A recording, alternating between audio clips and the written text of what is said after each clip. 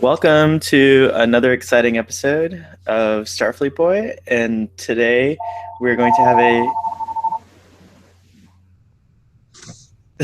Continue. Whoa, that's pretty cool. Today we're going to have a casual and informal discussion about the Star Trek: The Next Generation episode season. Emma is asking, is she interrupting the show? Oh, the show has frozen. She froze the freeze. Emma, show. Tell her not to freeze the show. Just kidding. All right. So she's welcome to come. Yeah. Can you hear her? Hi, Emma. You're live on our show right now. You're live on our show, babe. Okay. Hello. I'm on a show. Great. All right, babe. Emma, I have to tell you that the doctor has been taking a special medication from another planet, which is forcing him to rapidly regenerate and turn younger than he is now. And so, okay, that was the plot of the episode. And the doctor's making a funny face. Babe, can I call you back? I can't believe this is going to be on the show. Okay, I love you, babe. Mwah. Bye. Bye. Okay. Is that on YouTube later? It's all on YouTube. It is on YouTube. All right, I'm sorry. Continue. I've got you to hold my hand, babe. Do, do, do, do, do, do. I've got you, babe. Do, do, do, do. I've got you, babe. All right, very nice. So I guess I'll jump into the episode summary, Doctor, unless you... I think you already summarized it. No. You already summarized it. Let's go right into the discussion of the episode. All right, well... Before we do that, though, so yeah, very simple plot. It's basically an old man wanting to become young again. This episode is called Too Short a Season, and it follows the end of the career of Admiral Mark Jameson. And he apparently a very distinguished admiral who 40 years ago negotiated a hostage release, but we, find out later that the hostage negotiations weren't quite as clean cut as we once thought. It ended up that he gave weapons to both factions in the disagreement, and that caused this planet to plummet into 40 years of civil war.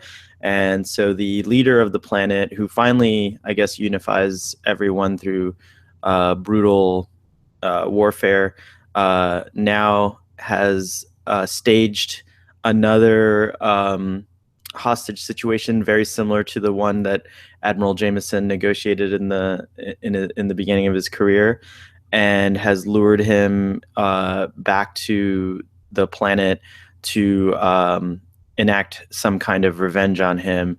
Admiral Jameson, who is now a very old man with an advanced disease, which basically renders him an invalid, has now taken a radical kind of therapy, which is meant to be administered over 2 years, but takes it very rapidly, and it causes him to basically de-age, anti-aging. He gets young very quickly within the span of a few hours, and unfortunately, this treatment is not meant or designed to be administered in this fashion, so the results are unstable, and he is dying.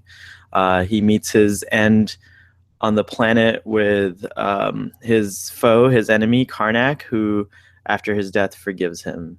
And that's the end of that's the actual episode summary. What do you think? That was pretty good, right? That was it. That is the episode. I'm not gonna argue. So what'd you think? Of it? I thought it was okay. Thought it was okay. It wasn't. It's not a bad episode. First time you watch it, it's entertaining, I'm sure, but it doesn't really have much repeat value, and I think that mainly stems from the fact that none of the main cast are really invested in what's going on. They're just merely observers of this phenomenon of Jameson growing younger and younger and younger. But there's really no stakes. There are no high stakes involved for anybody in this episode, other than Jameson and I guess in a way, well, his wife, and Karnak, who in the beginning, I'm correct. How well do you? Okay, when they first open hailing frequencies and they first speak to Karnak, Troy seems to have some weird feeling about him and some weird feeling about Jameson, but doesn't she? I don't know, like doesn't she, it does? There's something about that scene that seems to imply that it's a bit of a surprise when it's revealed that Karnak is the guy who's holding these hostages. I was like, that's not. I don't know. It's suddenly, oh, he has these hostages, and we never see these hostages, by the way. So, like, as a viewer, I don't even have a scene to make me care about them. It's all off stage.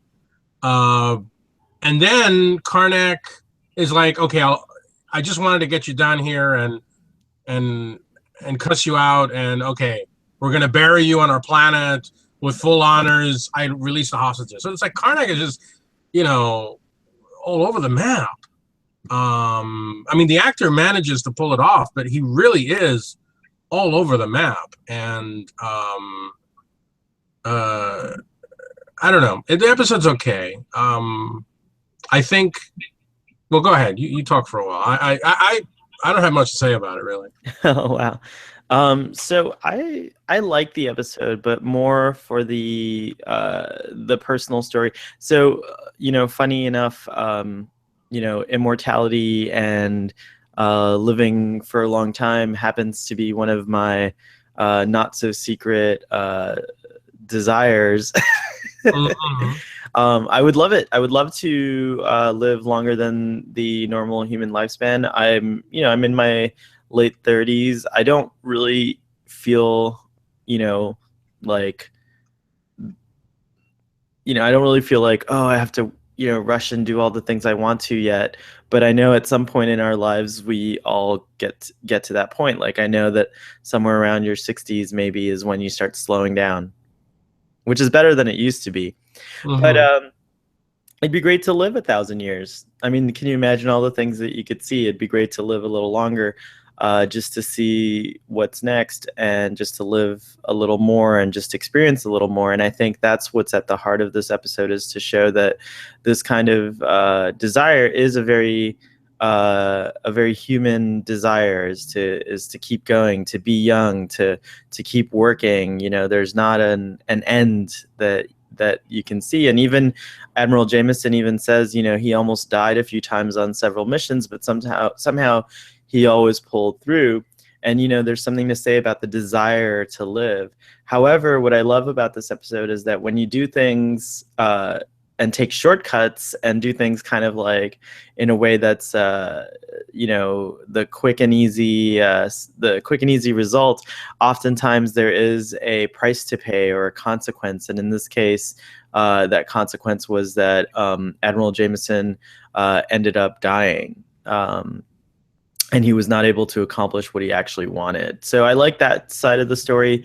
I didn't really care much about the planet's suffering or civil war, because, as you said, it wasn't really fleshed out. And the terrorists holding hostages, that wasn't really like, fleshed out more. It was more like of a background situation.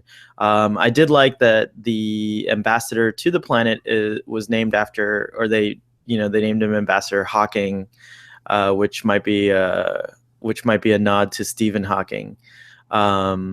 So I like that a little bit, but it would have been great to have seen some scenes of the hostages, maybe, so that we could empathize with them a little bit and get a feel of the urgency or the danger, if you will. So yeah, there wasn't really a lot of danger present, but I think the story did a good job of conveying this man's kind of vanity, if you will, and also his inconsiderateness. He doesn't think about his wife. He doesn't think about the Federation. He doesn't think about these people on the planet. His whole career is quick fixes. Like his solution to the first hostage crisis was to give both sides weapons, and he freed 63 people, but he ended up creating a civil war on this planet for 40 years. So it's just like, again, Jameson is someone who gets results, has had a distinguished career, but how has he done it? And I think that's really at the heart of this episode. Yeah, he's not a particularly sympathetic lead character. I thought, I mean, I felt really sorry for his wife.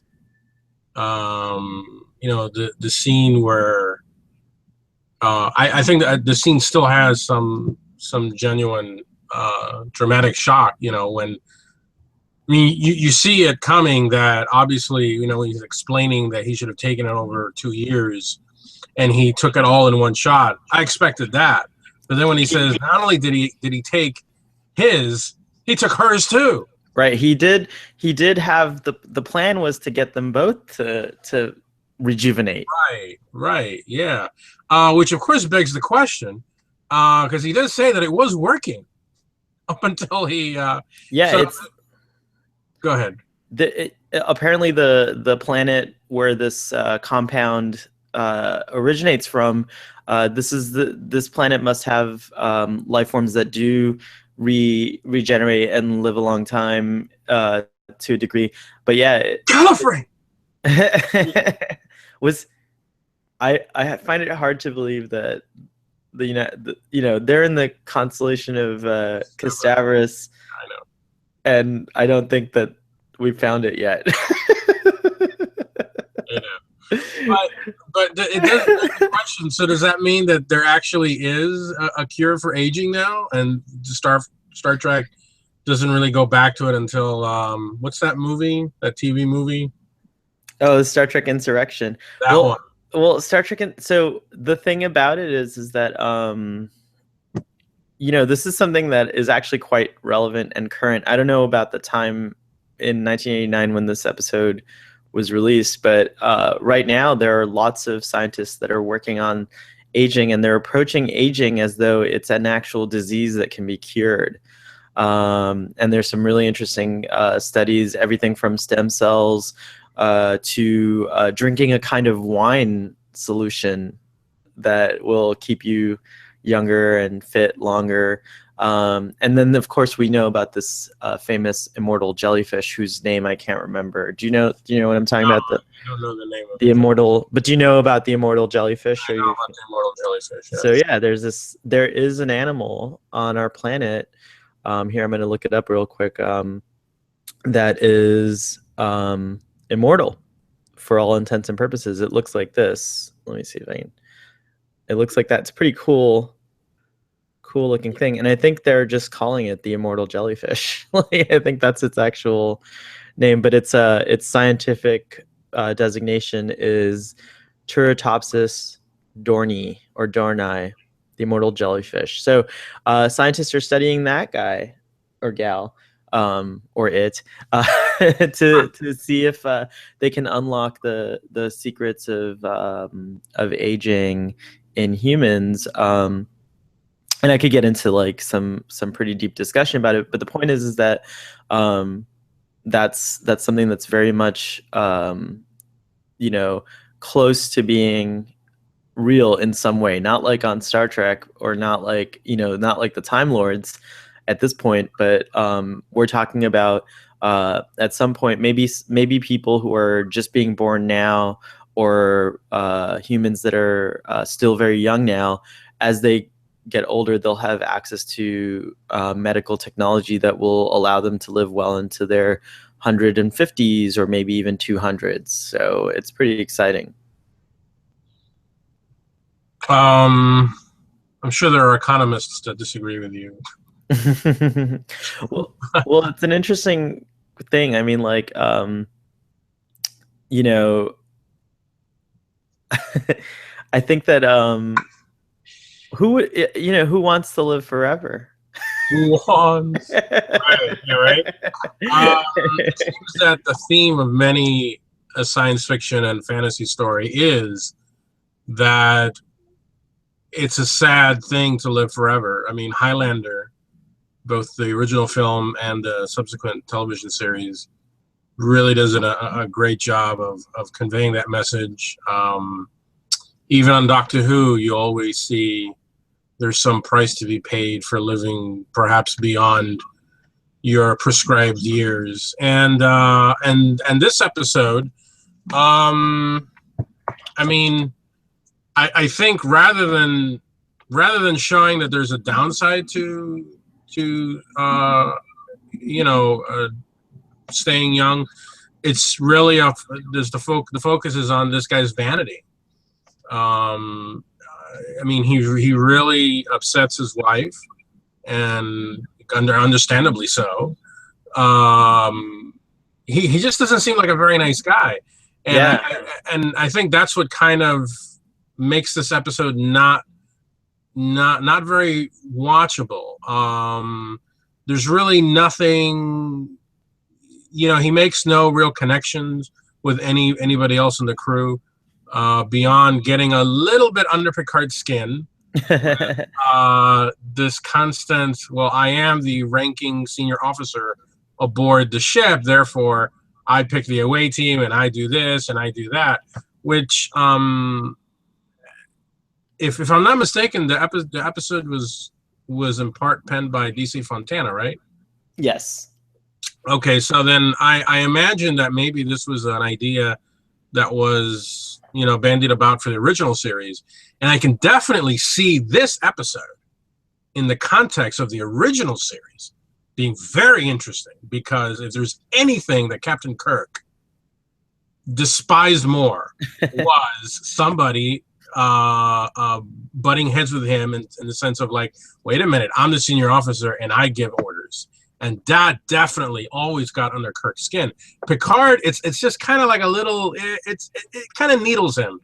But Kirk always took that really to heart. And I think on the original series, maybe you would have had not only the plot of this guy growing younger, but it would have been paralleled with Kirk's insecurity about perhaps losing the ship. Because maybe for all we, it could have been this admiral who wants his command back, and he would have wanted the Enterprise.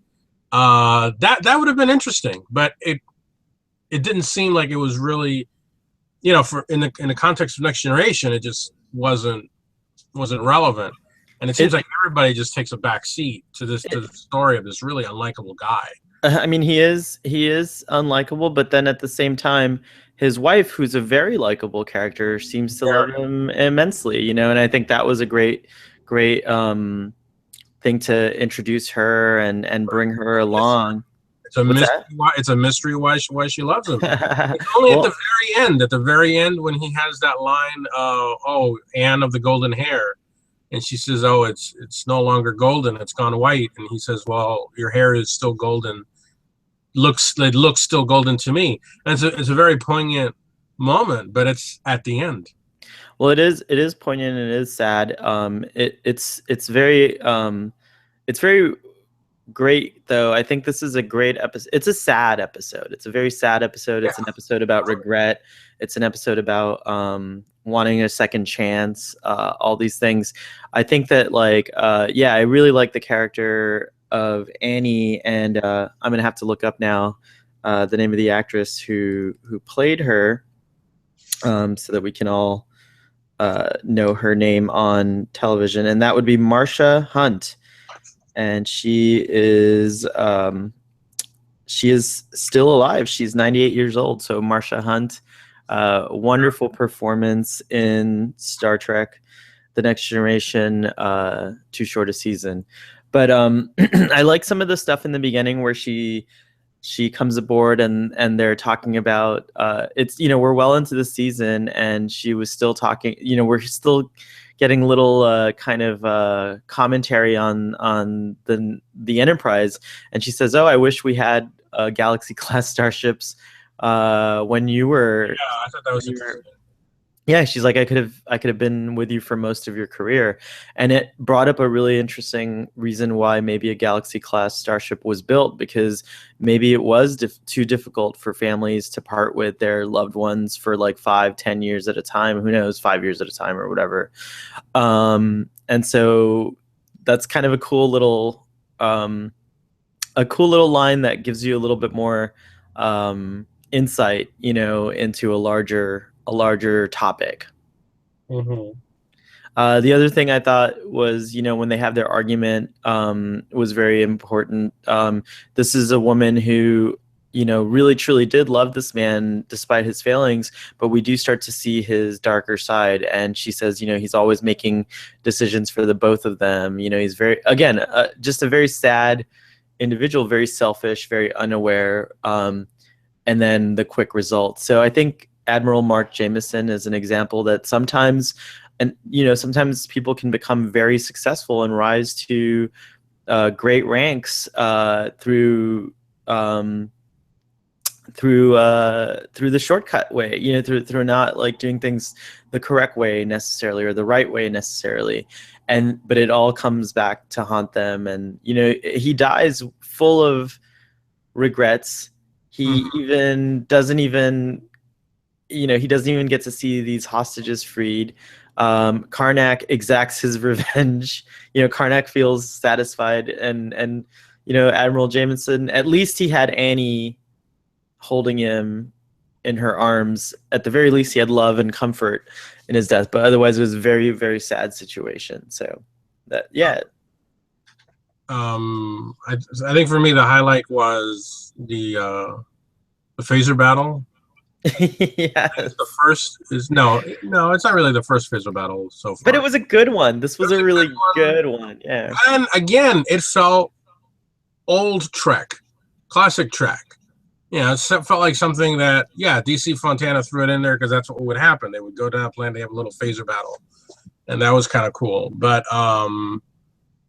again, none of the members of the cast seem very vested in this. The fact that Dr. Crusher continually refers to Jameson's wife as Anne by her first name rather than as Troy calls her Mrs. Jameson. Implies that Crusher and Anne had more of a in the short time aboard the ship. Maybe there was a deleted scene or something where maybe they bonded over being married to men who were in Starfleet. That's right. I can imagine a scene where Crusher could have said, well, at least he always did come home to you.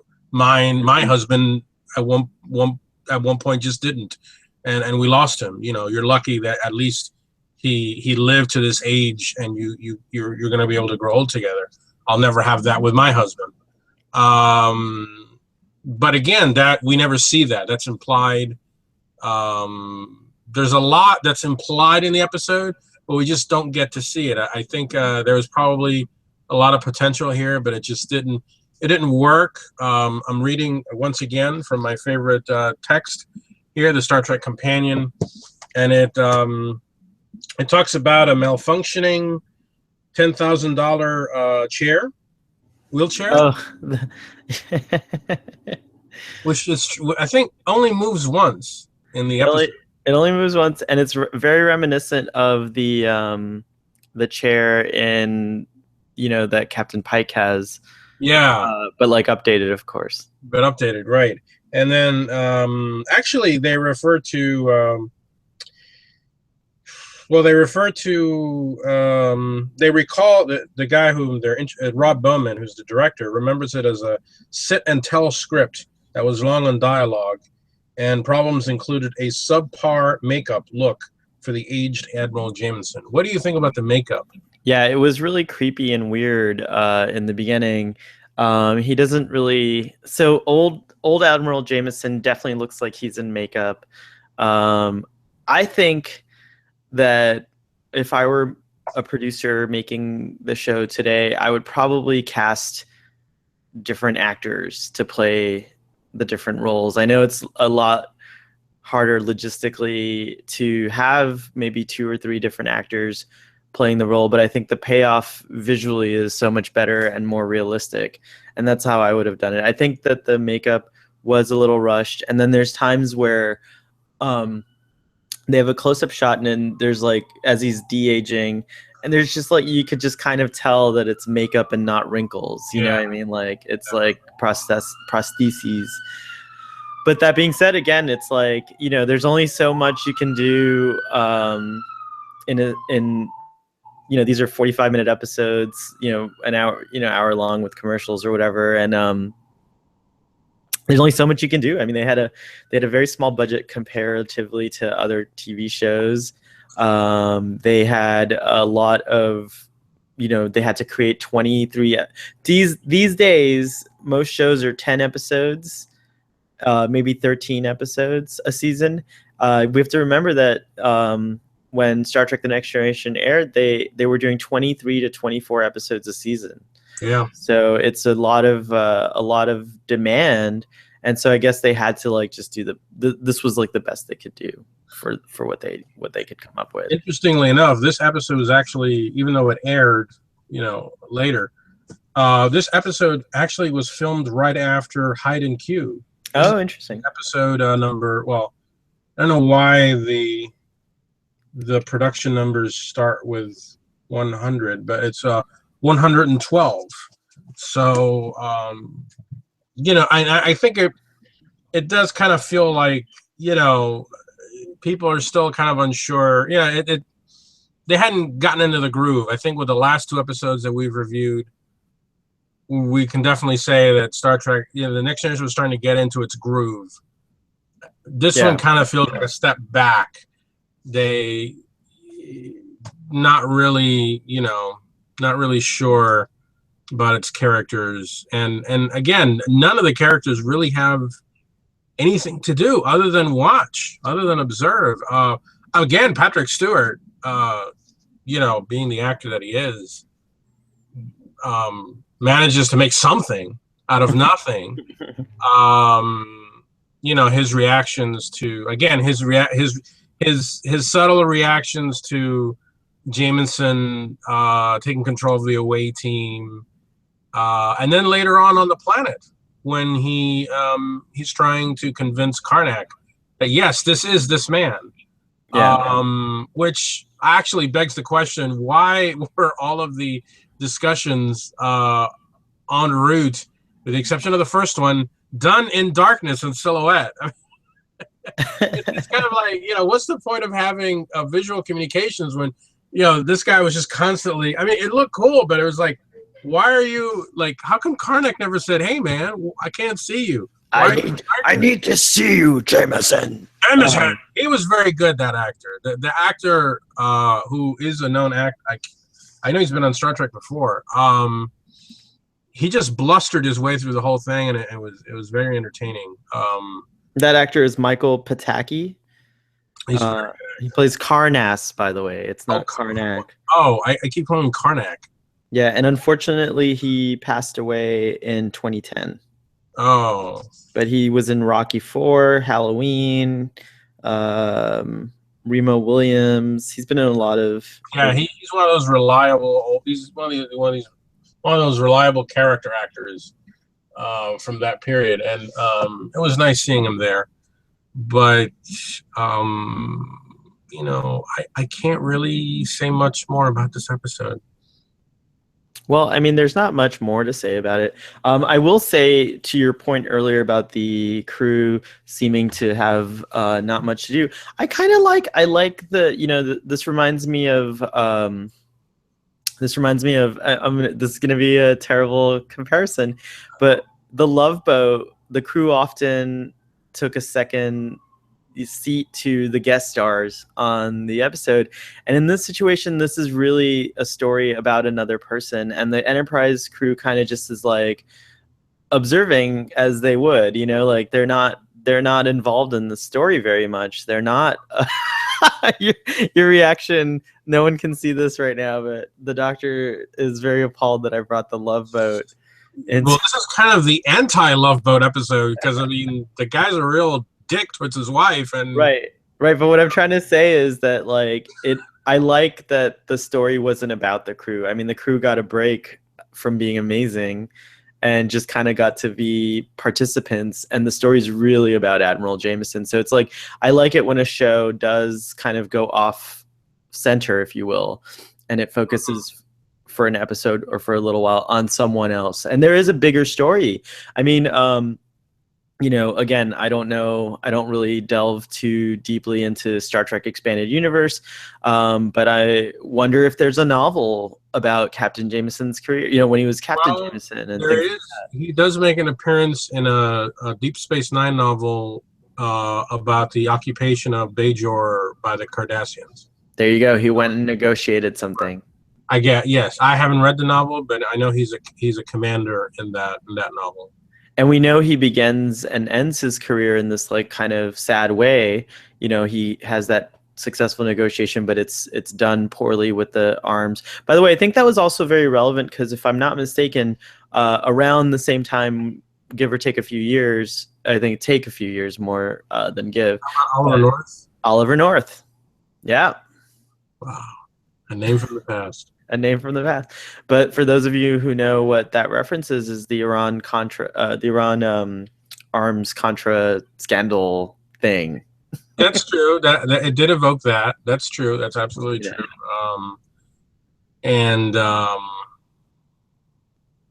You know, the speech Picard gives, I mean, not just Jameson, but Karnas as well, you know, saying, okay, yeah, he sold arms to the other side as well, but you could have stopped. Yeah, you could have. Is a valid point. Yeah. But again, I mean, you know, I saw it. I remember watching it when it first came out and thinking it was okay. Jameson, revenge is a dish best served cold. We could have had it seems like it's an episode that was ripe for a little more acting of that caliber, you know, something to keep you going, but it just seemed kind of limp, kind of, you know, it was just okay. I think it's not a good example of the Next Generation. I think it's just okay, and I hope if I were to catch it on TV, I probably would not even watch it again. Oh, another one that you would skip. That's fine. I mean, there's lots of episodes like that. Yeah. So just out of curiosity, on a scale from 1 to 5, I think we do. Where do you rank this episode? I give it a 1.5. Really, I give it a good 3 stars. This is a 3-star episode for me. My God! Oh, 3. Shocking. I loved it. I liked it. That theme does resonate with you, doesn't it? Well, it's very hard for me to not like Star Trek The Next Generation. It is my favorite Star Trek show, so, you know. My gosh. It's going to be a rough trip, man. I can't remember them, but I know that when we get to them, I'll have very strong opinions about them. But there are episodes of Star Trek The Next Generation that I don't like, so hopefully we'll encounter. Well, I already did. Actually, we already did. It was yeah, that's right. You don't like the Code of Honor. Code of Honor, yeah. So so I'm ready for the next one. All right. I know we can't do it now. I know we have to break, and if you want. All right, well, hold on. So let's end the show properly. Right. What do you think Golder Scott would? I think he would have really been bored with most of the episode, knowing him, but I think he would have enjoyed the phaser fight. Yeah. Interesting, you know, funny enough, Deep Space Nine, you know, we do this other show called Drunk Space Nine, right? And in a weird way, Drunk Space Nine seems to be paralleling Star Trek The Next Generation. Yeah, because we just reviewed the episode The Passenger, which you saw. We'll do a quick Deep Space Oh Nine. yeah, Passenger. Yeah. Passenger was a good episode though.